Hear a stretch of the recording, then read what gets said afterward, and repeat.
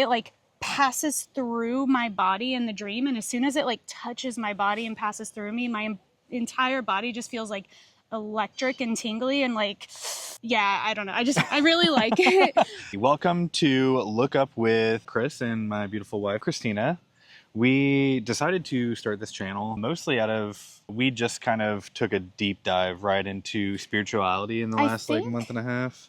I think it started more with like the extraterrestrial stuff that we were looking into. Yeah. Is kind of where it started. Essentially, like a lot of this like disclosure stuff that's been happening, like I had an experience a while back, and it kind of had us deep dive looking into everything, and we started seeing like a lot of like synchronicities and a lot of parallels that sort of led us weirdly into spirituality, which I think is funny because like the more I feel like we've even watched a lot of the stuff, we notice there's a lot of parallels between like spirituality and extraterrestrial and anything surrounding paranormal, really. And yeah, paranormal is a good word. Yeah, every time we would kind of go and like look into stuff, we kind of realized there wasn't really anybody that was like just starting out and you're kind of like learning about like what they're going through and how they're practicing more, whatever that may be. Documenting the journey. Like most of the time when we find any of these like videos online, like people are like doctorates and well educated, and they're just like,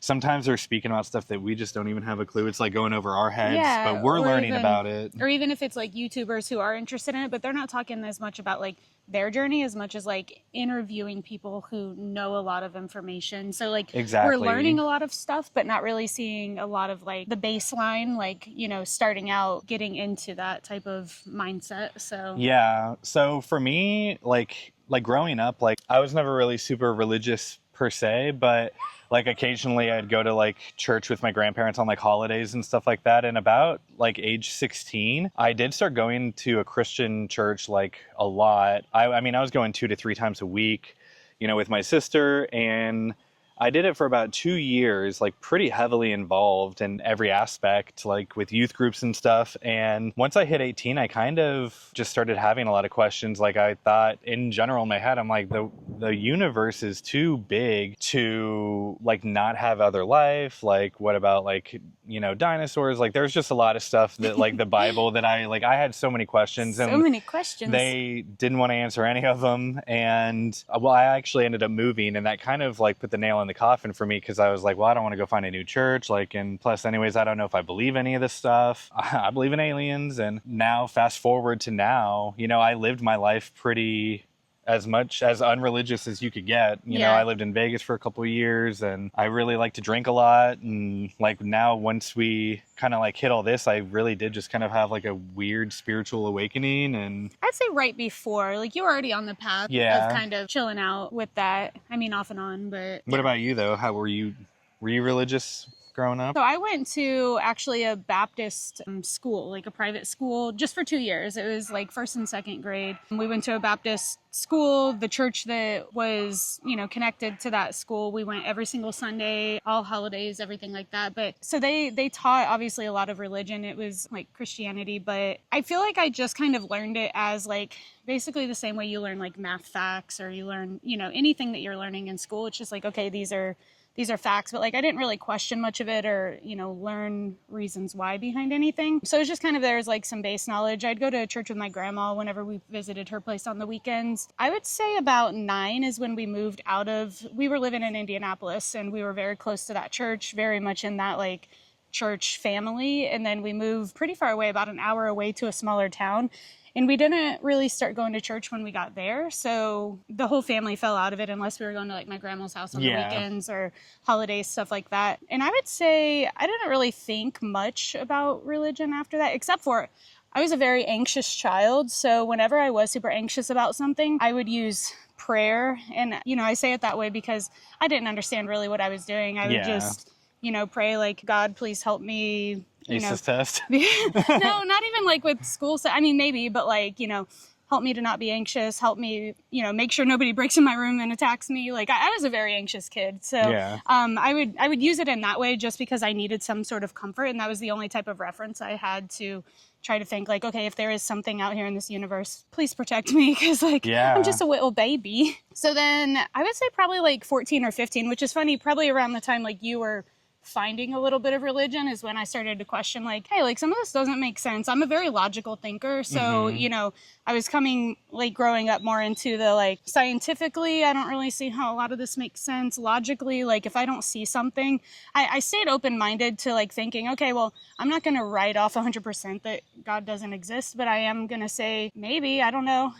I'll believe it when I see it, but, like, I just never really saw anything that would indicate that any of that exists, and I very much would, like, question a lot of it. So I'd say from, you know, like 15 or 16 up until now, I've really just kind of lived with the mindset of the world exists and we're going to live and then we're going to die and then nothing exists after we die, and then that's kind of sad. And and also, like, sometimes that would make my anxiety better because I'd be like, well, why am I worried about everything? Because if I die, I'm just dead. I'm not going to feel it. I'm not going to, like, I'm just dead. So, like, sometimes it'd make my anxiety better, but sometimes it'd make my anxiety worse. Like, well, it's finite. Like, once it happens, it's so it's done. final. It's like, oh my God, I need to stay away from anything that could kill me. And then it would, like, consume my mind. So it would go both ways sometimes, depending on what's going on. So here we are now, though. Here we are now, though. We're both, to some level and extent, like, we're both still needing some sort of convincing in different aspects. But one of the great things is, like, we've started meditating pretty heavily and, you know, doing our own research and stuff like that. And that's what we want to bring to the table for all of you guys, too, is, you know, as we're finding stuff out, we want to relay it and how, you know, things are happening in our lives. And one of the things we're actually practicing on and we're going to document, we may have like a couple episode period or something. We don't know. We don't know. We'll have something, but we want to document the process of having an out-of-body experience. Oh yeah, so a little bit of it, because I think that's kind of where my interest started a little more, is like out-of-body experiences. Because so I, for a long time, have had like lucid dreams, and, you know, like I dream a lot more than he does. I have more vivid dreams. I remember them more often, and then sometimes they're lucid. And also, I've always said, even before, like, you know, we've gotten any type of spiritual, that whenever I have like sleep paralysis, that obviously it's scary, but I enjoy it. When she told me she enjoys it, I was like, she's like, yeah, I just wake up and somebody had their arm on my leg or their hand around my ankle, and it was really weird, and I just stood there, but it was exhilarating. I'm like, what is wrong with you? It feels like so electric, and, you know, before like even seeing any type of connection between that and like spirituality in my mind, I'm just like, I don't know what's happening, but it feels like, so, like, in my dream, it'll be like there's something evil there. Like, I perceive it as evil. I don't know if it really is, but I perceive it as evil.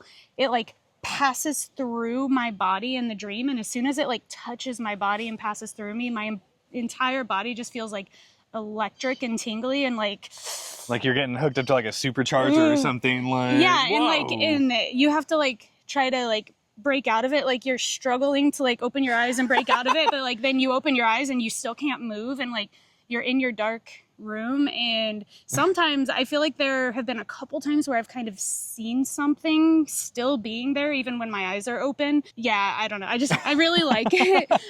So I've always really liked it, but now that I have, like, looked a little more into that type of stuff, I've started seeking it more, and now that I'm seeking it, it's not happening. So I want to maybe try stopping to seek it. So I don't know. That's the thing, is that's we why don't we're know. researching it. We're trying to meditate more and kind of dabble in the area, and we're excited to bring you guys along for the journey, and hope you guys stick around, because it's honestly, like, kind of like she says, this whole process, it's only been maybe a month and a half, but it's been exhilarating. I mean, so far. So some of this stuff, and we'll get into some of the stuff more in future episodes. So hopefully you guys stick around. And one thing too is we don't really have a plan for how this is going to go. We're just going to do it. So, I mean, we're not really going to put out there a lot of, like, you know, hey, we're going to have this episode, because we don't really know. Like, it all just is based on what we're experiencing at the time. And what we're feeling at the time. Yeah. So we're just going to kind of put that out there. Hopefully it helps somebody, because I feel like, you know, for us doing a little bit of research, it would help us if we had somebody to see, like, oh, they're also having these questions. Exactly. Yeah. You know, sometimes we'll watch somebody that's being interviewed and they're like,